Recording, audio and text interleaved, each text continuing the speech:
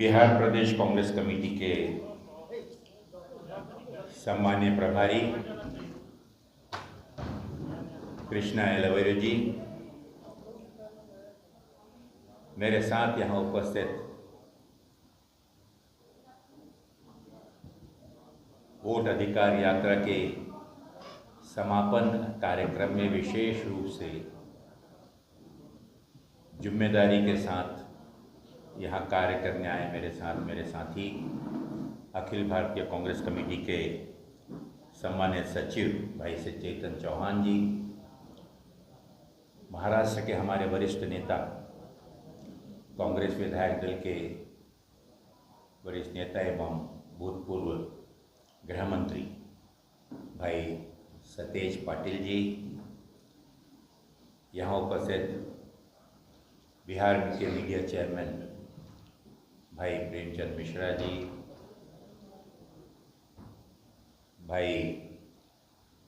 ओझा जी, बाकी यहाँ पर हैं विपिन झा जी, जरा सामने आइए,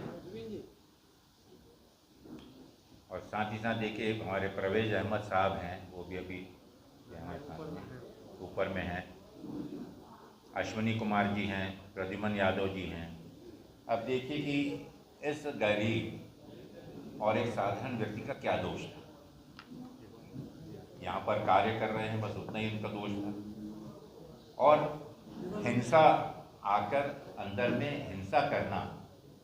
अब देखिए इस प्रकार से मंत्री जी, माननीय मंत्री जी और वहाँ के विधायक है प्रद्युमन जी,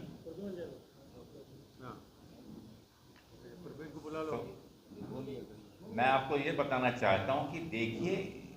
वोट चोरी तो एक बात हो गई, लेकिन इस प्रकार से हिंसा के माध्यम से विचारों की लड़ाई है। हम भी आज जो बात कर रहे हैं विचारों की लड़ाई का बात कर रहे हैं, लोगों के विचारों को सही रूप में एक आस्था उनके प्रति जो उन्हें कुकृत्य किया है वह लोगों के सामने ला रहे हैं। लेकिन इस प्रकार की हिंसा कर और सामान्य और जो व्यक्तियों का कोई लेना देना नहीं, उनको इस प्रकार से उनकी पिटाई कर वो क्या सिद्ध करना चाहते हैं। एक चीज़ हम सुनिश्चित मैं कहना चाहूँगा कि इस प्रकार की भले ही कितनी वो हिंसा कर रहे हैं, कितने ही अपशब्द वो हमारे नेतृत्व को कहें, लेकिन जनता अब जाग चुकी है। हम अहिंसा के माध्यम से लोगों की शिक्षित कर उनका विश्वास हासिल करने में सफल होंगे, इस चीज़ का हमें विश्वास है। बहुत बहुत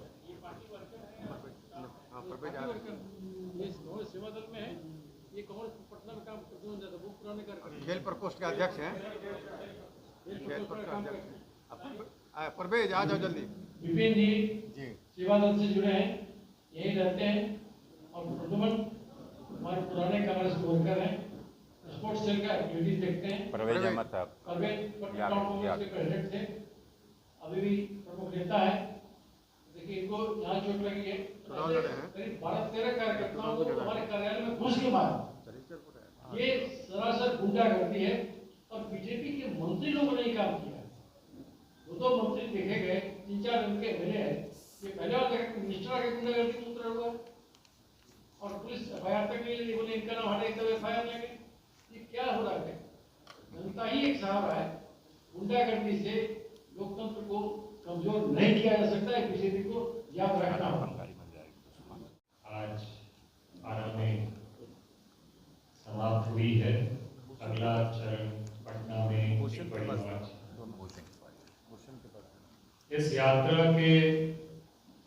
मूल उद्देश्य के बारे में मैं कुछ शब्द कहना चाहूंगा।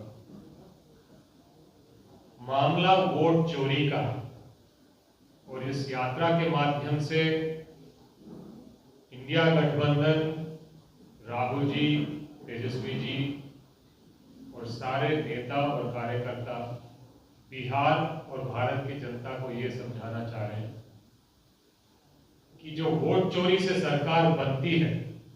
वो कभी भी जनता की सेवा नहीं करेगी, जनता का काम नहीं करेगी। वोट चोर 2 करोड़ नौकरी का वादा कर सकते हैं, लेकिन नौकरी नहीं देते। वोट चोर पेट्रोल का दाम 50 रुपये से 100 रुपया कर सकते हैं, लेकिन 100 रुपये से कम करके 50 रुपया नहीं कर सकते। वोट चोर बिहार में आकर पैकेज की बोली लगा के जा सकते हैं। 50,000 दूं या ना दूं, 50,000 करोड़, 60,000 करोड़ दूं या ना दूं, 70,000 करोड़ दूं या ना दूं, ये तब मोदी जी वोट चोर बिहार में बोली लगा के गए थे। बोली गोली निकल गई, और वो इसीलिए उसकी परवाह नहीं करते क्योंकि उनको पता है कि जनता ने उनकी बोली की गोली समझ ली और नाराज होकर वोट नहीं भी दिया तो मोदी जी को पता है कि वो वोट चोरी कर दोबारा चुनाव जीत लेंगे। वोट चोर आके भाषण में बिहारियों को बोल के जाता है कि मोतिहारी की इस मिल से दोबारा चीनी बन के निकलेगी और उस चीनी से मैं यहां पे चाय पी के जाऊंगा।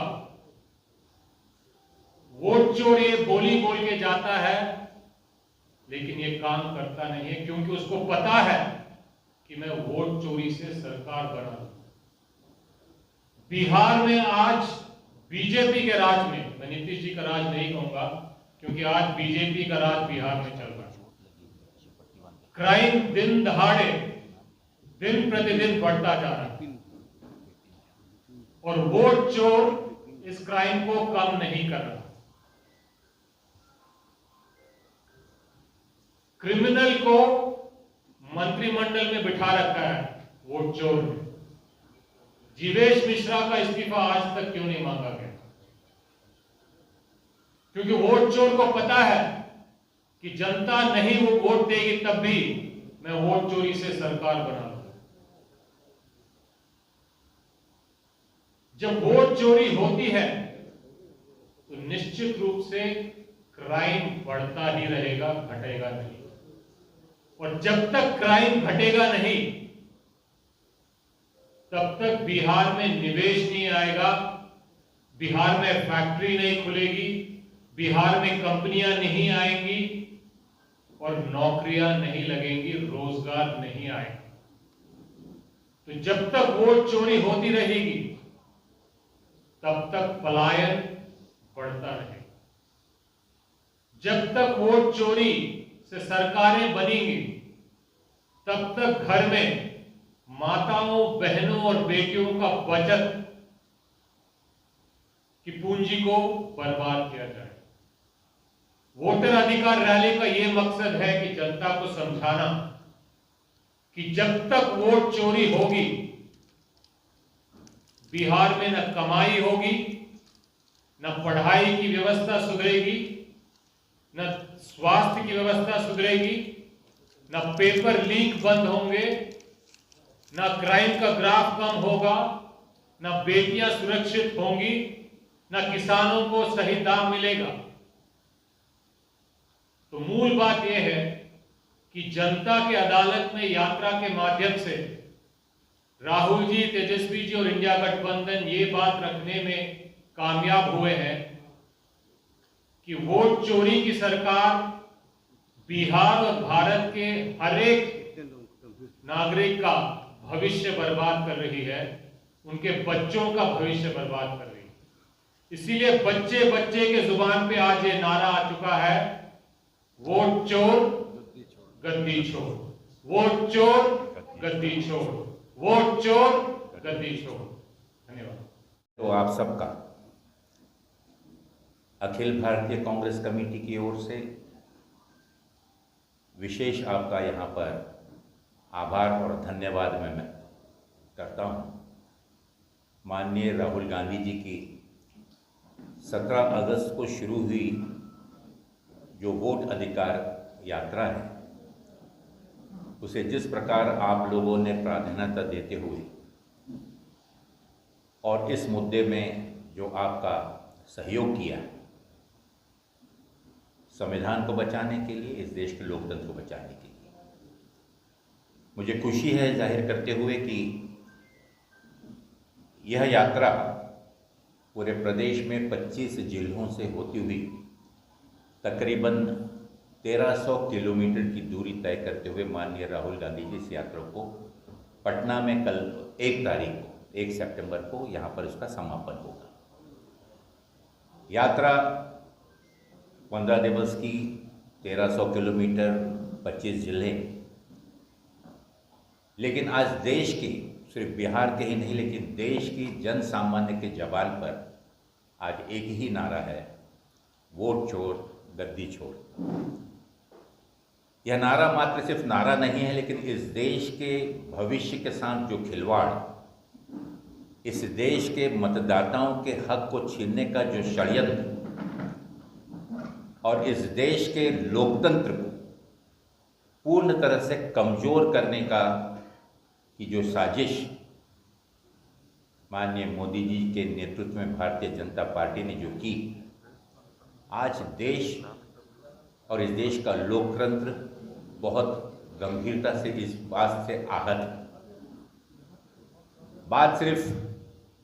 वोट चोरी की नहीं है, लेकिन इस प्रदेश में, इस देश की लोकतांत्रिक तरीके से चुन के आई सरकारों की भी के अधिकार को पीछे रखकर लोकतंत्र के मजाक उड़ाते हुए इस देश की चुनी सरकार को भी अपदस्थ कर और गैर भाजपाई सरकार को गिराकर वहां पर भारतीय जनता पार्टी की सरकार को स्थापित करने का कृत्य पिछले 11 वर्षों में समय समय पर आपने, हमने और इस देश की जनता ने देखा है। ये यात्रा कल 1 सितंबर को पटना में पूरी होगी। इसकी रूपरेखा का उल्लेख मैं आपके सामने करना चाहूँगा कि जो 1 सितंबर को सुबह करीबन 10:50 पर राष्ट्रपिता महात्मा गांधी जी के को पुष्पांजलि पुष्पक का माल्यार्पण कर आदरणीय राहुल जी और तेजस्वी जी के नेतृत्व में जो यह यात्रा निकली है, उसका विशेष नाम यहाँ पर जो उल्लेख किया गया है उसे गांधी से आम्बेडकर, ये इस समापन कार्यक्रम का विशेष उस नाम से जानी जाएगी। इसका रूट आगे बढ़कर माननीय नेता गेट नंबर 1 गांधी मैदान से एसपी वर्मा रोड, डाक बंगलो चौराहा, कोतवाली थाना, नेहरू पथ, इनकम टैक्स चौराहा, बाबा साहब आम्बेडकर पार्क, नेहरू पथ होते हुए वहाँ पर सभी उपस्थित जितने भी प्रदेश के क्रांतिकारी नेता और जिनकी उपस्थिति होगी उनको संबोधित करेंगे माननीय राहुल जी, तेजस्वी जी और इंडिया गठबंधन के विभिन्न आए हुए नेता भी उसमें शामिल होंगे। साथियों, हम बात कुछ करते हैं कि आज का ये विशेष जो प्रेस के साथ वार्ता का विशेष उद्देश्य है, वो उद्देश्य कि आखिर इस प्रकार की यात्रा की आवश्यकता क्यों पड़ी। पीछे 11 वर्षों का एक संक्षिप्त इतिहास हम और आपसे छुपा हुआ नहीं है, लेकिन इस देश की संवैधानिक संस्था, इस देश के चुनाव आयोग को जिस प्रकार से राजनीतिक रूप से उसका दुरुपयोग करते हुए और विपक्ष को और मतों का, मतदाताओं के मताधिकार का हनन करते हुए जब विरोध में पक्ष में माननीय राहुल गांधी जी ने इस विषय को विशेष रूप से महाराष्ट्र, हरियाणा के बाद बार बार चुनाव आयोग के सामने उठाया, जहां पर इंडिया गठबंधन के शीर्ष नेतागण माननीय चुनाव आयोग के सामने उन्होंने पेशकश की और कुछ जानकारियां जो कि एक अधिकार है, जो कि पब्लिक डोमेन में और हमारे संवैधानिक रूप से चुनाव आयोग की जिम्मेदारी है कि अगर किसी प्रकार की शंका कुशंका होती है तो उसका समाधान करना। लेकिन दुर्भाग्य की बात यह है कि जब SIR की घोषणा हुई, अब अमित शाह की बुद्धि की तो मैं बराबरी नहीं कर सकता। जनता सड़कों पर जब लाखों की संख्या में निकली हुई है, मुझे लगता है कि वही जवाब देगी अमित शाह जी को। अविनाश पांडे जी, सरकार की भाजपा की है, चुनाव आयोग भाजपा का है। ये हम नहीं कर सकते। हाँ। तो क्या लगता है सर, चुनाव जीत लेंगे कि काउंटिंग होगी, ईवीएम कहाँ रखा जाएगा? बिहार में 3 फेज में चुनाव होता है, एक फेज का चुनाव मगर 1 तारीख को होगा, दूसरे फेज का चुनाव 20 तारीख को होगा। कैसे मैनेज करेंगे? जो शंकाएं आज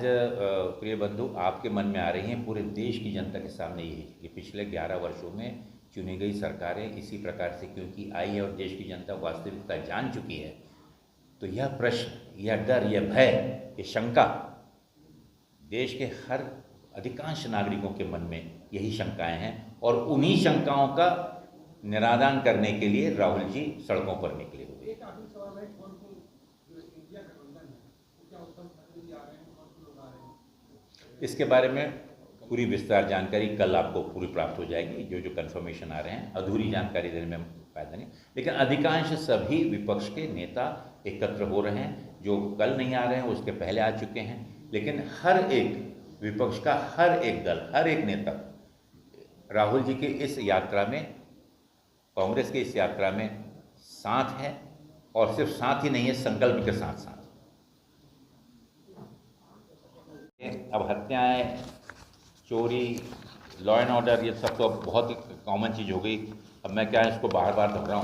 अगर देखें तो इस प्रदेश के अंदर में जो उद्योगपतियों की जो हालत है, जो आज उनके ऊपर आप बीत रही है,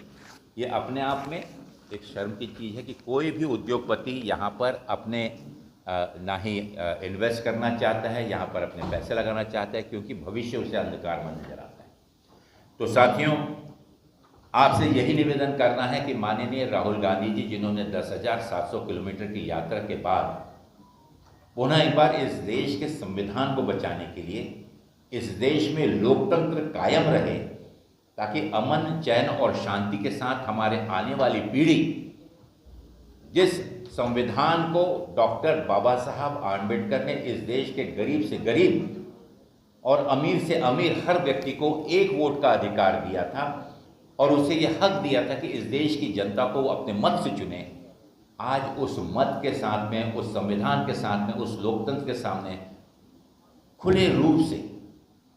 रूप से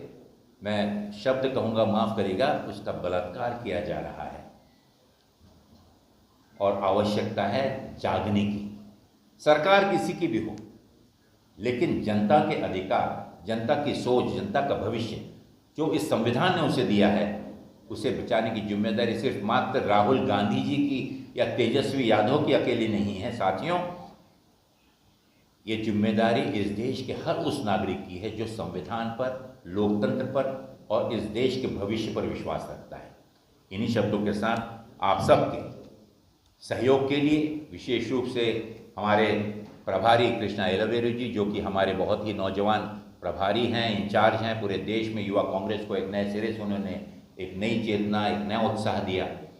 आज बिहार में उनके सरपरस्ती में, उनके मार्गदर्शन में चुनाव की तैयारी को लेते हुए संगठन का सृजन का कार्य यहाँ चल रहा है। मैं उन्हें बहुत बहुत बधाई देता हूँ। मेरे साथ आए हुए साथी भाई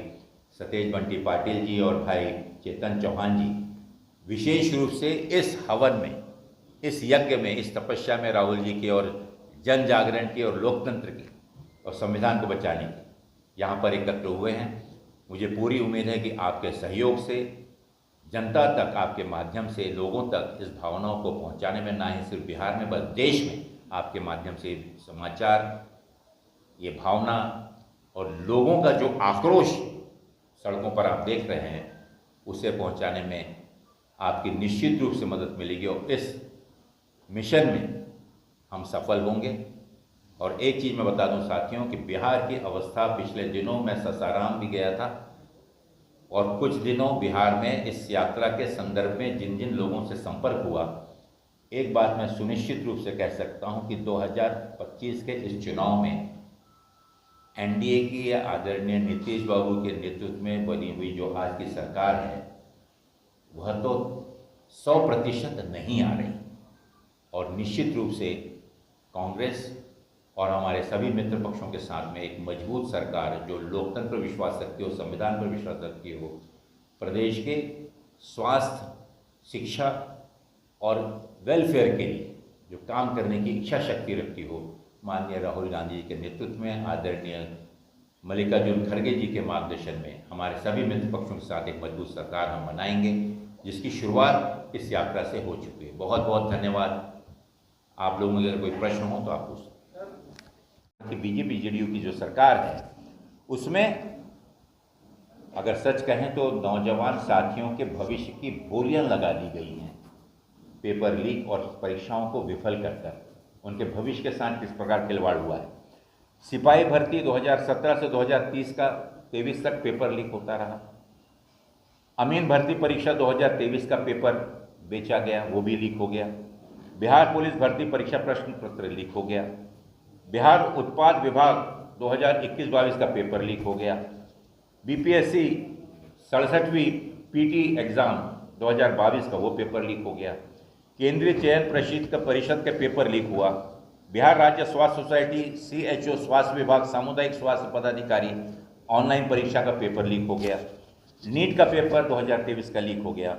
बीपीएससी शिक्षा परीक्षा 2024 का पेपर लीक हो गया। मैं इन सूची को जानबूझ के इसलिए पढ़ रहा हूं कि साथियों ये कोई एक्सीडेंटली नहीं हो सकता जब तक कि सुनियोजित तरीके से इन चीज़ों के ऊपर में काम ना किया गया हो। इससे फ़ायदा लेने वाले लोगों को अगर पूर्ण रूप से इसकी जानकारी नहीं हो, जिसमें सरकार का भी हाथ और आशीर्वाद ना हो, तब तक कि ये चीज़ एक आध बार गलती हो सकती है, बार बार नहीं हो सकती। और ऐसे अनेक उदाहरण हैं कि जहाँ पर कि उनके हमारे हमारे नौजवानों के रोजगार को रोन कर और उन्हें ढकल दे गया। अब ये याद रखिए कि बिहार ये ऐसा राज्य है जहाँ 18 से 23 वर्ष के जनसंख्या 1.36 करोड़ की जनसंख्या, जो कि अगर आप है, लेकिन अगर इसमें देखें तो अंडर ग्रेजुएट 23.33 लाख छात्र जो अंडर ग्रेजुएट की पढ़ाई कर रहे हैं, उसमें से 1.13 करोड़ युवा उच्च शिक्षा से वंचित हैं। अब जब शिक्षा ही नहीं होगी तो आगे का रोजगार और आगे का भविष्य क्या होगा? और इसका नतीजा क्या है कि उनके भविष्य के खिलवाड़ को, उनके परीक्षाओं को लीक कर और मात्र कुछ चंद पैसों के फायदे के लिए उनके भविष्य के साथ खिलवाड़ हो गया। अब एक उदाहरण मैं देना चाहूँगा स्वास्थ्य विभाग। आप और हम सब जानते हैं कि आज किस प्रकार से शिक्षा और स्वास्थ्य किसी भी समाज के उत्थान के लिए, किसी भी समाज के स्वास्थ्य के लिए शिक्षा और स्वास्थ्य, ये दो व्यवस्था सबसे ज़्यादा आवश्यक होती है। भविष्य हमारे आने वाले भविष्य के लिए भी आज से अगर हम उनके स्वास्थ्य का ध्यान नहीं देंगे, मानसिक और शारीरिक, भविष्य अंधकार में नजर आता है। लेकिन आज अगर हम देखें कि बिहार में चोरी की सरकार ने क्या किया, अगर कैग की रिपोर्ट का मैं उदाहरण देना चाहूँगा जो कि निश्चित रूप से चौंकाने वाला है। सरकारी अस्पतालों में 35 से 69% डॉक्टर, नर्सों और पैरामेडिकल स्टाफ की आज कमी है, और आयुष अस्पतालों में तो यह कमी 82% है। लेकिन बिहार में विशेषज्ञ डॉक्टर 86% तक कम है, बच्चों के विशेषज्ञ 70% कम हैं और पद खाली हैं। महिलाओं के विशेषज्ञ डॉक्टर 59% पद खाली हैं। जनरल सर्जरी में 66%, ENT में 53% और चर्म रोग में 80% तथा एनेस्थीसिया में 86% पद खाली हैं। और इतना ही नहीं साथियों, अस्पतालों में 61% से 93% बिस्तरों की कमी है। अब आप बताइए कि क्या स्वास्थ्य की व्यवस्था है? और ये क्यों हो रहा है? चोरी की सरकार, कमजोर सरकार, लोगों के द्वारा जिस सरकार को चुनना चाहते थे उससे हटकर सरकार। और ये अगर देखें तो डॉक्टर सहित चिकित्सा स्टाफ में 59,168 पद स्वीकृत हैं, लेकिन इसमें अभी तक के कोई नियुक्तियां नहीं की गई। अब ये बात हो गया स्वास्थ्य का। अब समाज की तरफ चलें। समाज में गुंडागर्दी, यहाँ का लॉ एंड ऑर्डर जिसको हम कानून व्यवस्था कहते हैं, मुझे बोलने की आवश्यकता नहीं, लेकिन मैं सिर्फ आपको दोहरा रहा हूँ, क्योंकि चोरी की सरकार, जिस सरकार को किसी प्रकार से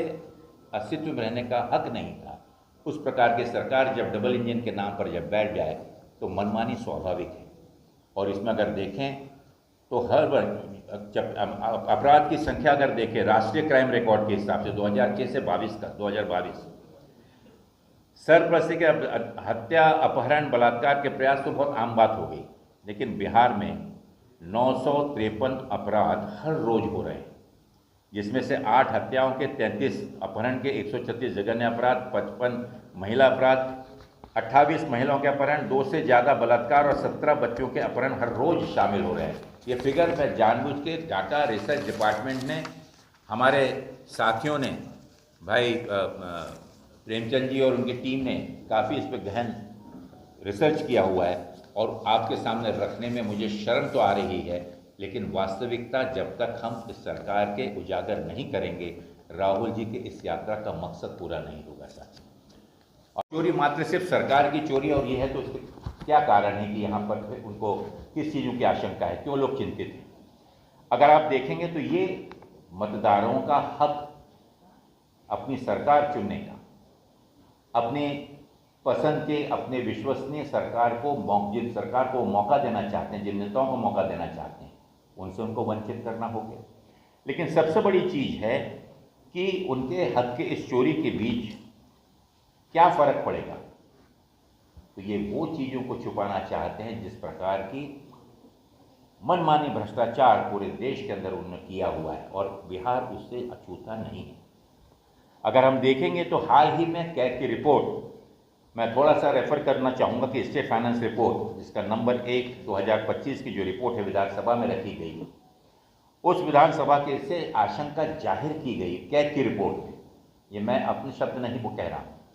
कि विभिन्न योजनाओं के नाम से 70,877.61 करोड़ रुपए का गबन किया गया। ये कैग ने अपने इसमें संभावनाएं व्यक्त की, जिसके ऊपर में अभी तक कोई ना जवाब आया, ना किसी प्रकार की कार्रवाई हुई,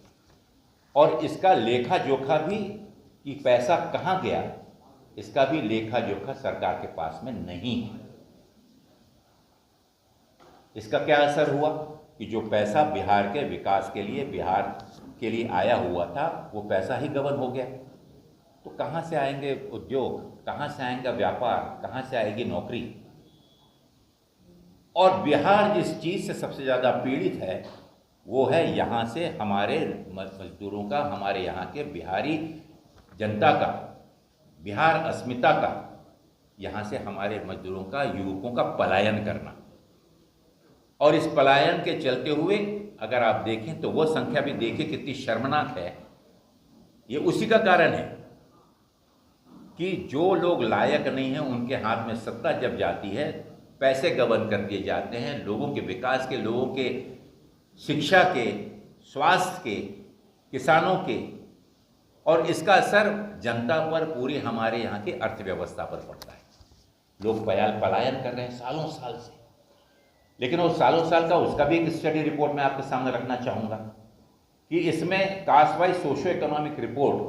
जो कि 17 नवंबर 2023 को पेश की गई, उस रिपोर्ट में जो आंकड़े दिए गए उसमें मैं कहना चाहूँ कि 94.42 लाख से अधिक परिवार जो हैं वह, अर्थात 5 करोड़ लोग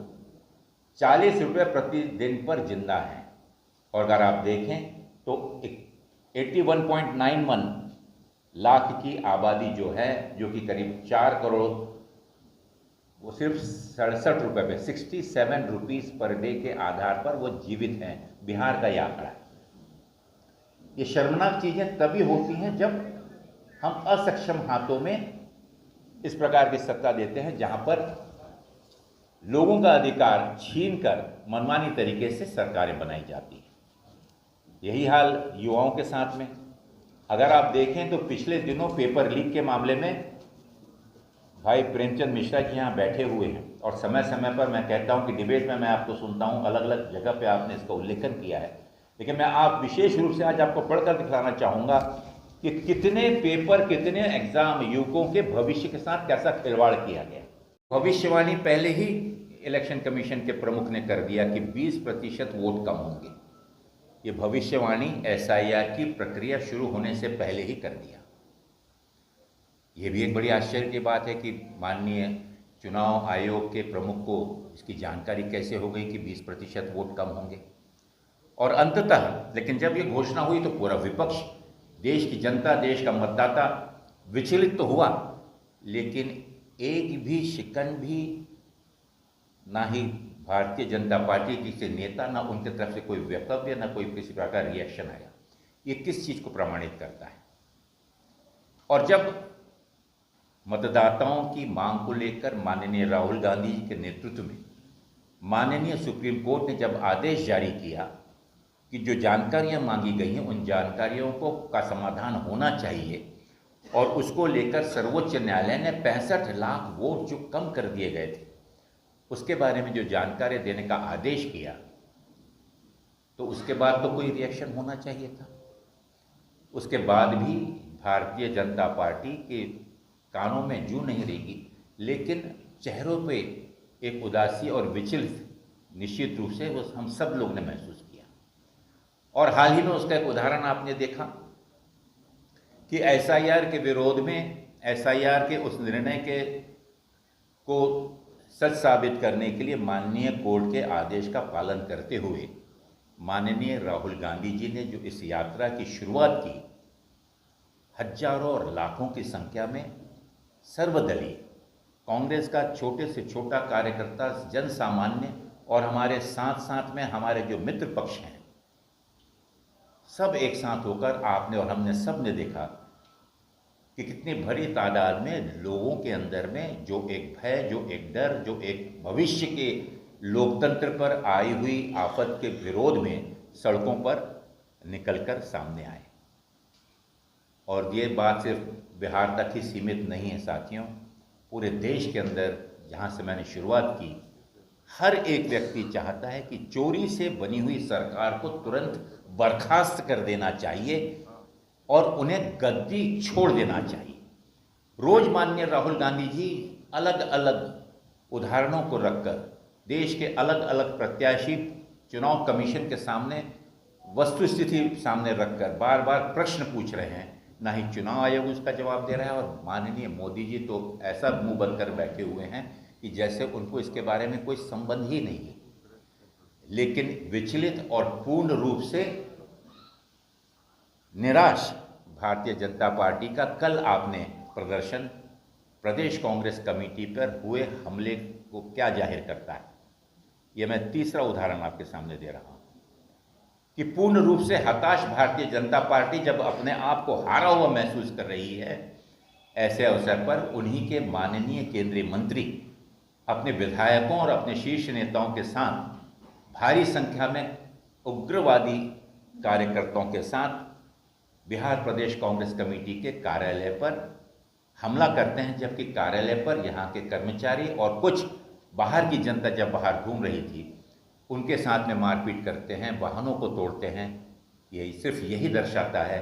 कि भारतीय जनता पार्टी ने अपने हार को स्वीकार कर लिया है और माननीय राहुल गांधी जी के नेतृत्व में और साथ ही साथ हमारे मित्र पक्षों के साथ जिस उद्देश्य को लेकर माननीय राहुल गांधी जी ने ये यात्रा शुरू की थी, उसके समापन से पहले ही उसका प्रदर्शन हम आपने सब ने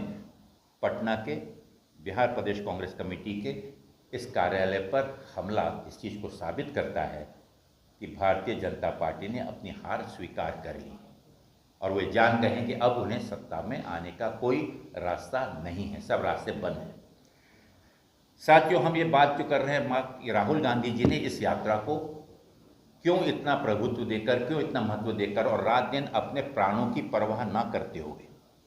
जिस प्रकार का खतरा उनकी जान को है उसकी परवाह ना करते हुए, बरसात में, आंधी में, तूफान में, इससे पहले जो 10,700 किलोमीटर की यात्रा भारत जोड़ो यात्रा और भारत जोड़ो न्याय यात्रा के रूप में उन्होंने कन्याकुमारी से कश्मीर तक और मणिपुर से लेकर मुंबई तक जो यात्रा की थी, उस यात्रा का उद्देश्य इस देश के संविधान को और इस देश में अनकहे आपातकालीन स्थिति से लोगों को निजात दिलाने के लिए जागृत करना। और निश्चित रूप से देश की जनता ने उनकी इस भावनाओं को, उनकी इस तपस्या को, उनके इस त्याग को, उनकी इस मेहनत को का पूरा सम्मान करते हुए 2024 के लोकसभा चुनाव में जवाब तो दे ही दिया था। अगर ये वोट चोरी का मामला नहीं होता तो निश्चित रूप से आप और हम सब जानते हैं कि मात्र अगर 15 से 20 सीटों पर भी वोट चोरी का अंजाम नहीं लगता, और मैं दावे के साथ कह सकता हूं कि उत्तर प्रदेश का, जिसका मैं आज प्रभारी हूं, वहां पर बनारस की सीट पर हमारे प्रदेश अध्यक्ष अजय राय, जो कि तीसरी बार प्रत्याशी थे, मोदी के सामने लड़ रहे थे, 6 राउंड तक के मोदी जी को ट्रेल करना पड़ा, पीछे चलते रहे, और उसके बाद अचानक आपका पूरा सिस्टम इलेक्शन कमीशन का पूरा गायब हो जाता है। आपके जो पोस्ट होते हैं रिजल्ट की, वो बंद हो जाती है, कह दिया जाता है कि सिस्टम फेल हो गया, और मात्र 4:30-5 बजे कह दिया जाता है कि भाई अब मोदी जी 1,38,000 वोट से आगे हो गए। मुझे बोलने की आवश्यकता नहीं कि क्या वहाँ पर हुआ, किस प्रकार से सिस्टम को पूरा हाईजैक करके किस प्रकार से क्या क्या कार्रवाई है, जो कि आज राहुल जी ने खुलेआम मंचों से पार्लियामेंट में और पूरे प्रदेश में घूम घूम कर उस चीज़ को ऐलान कर रहे हैं। साथियों, इसका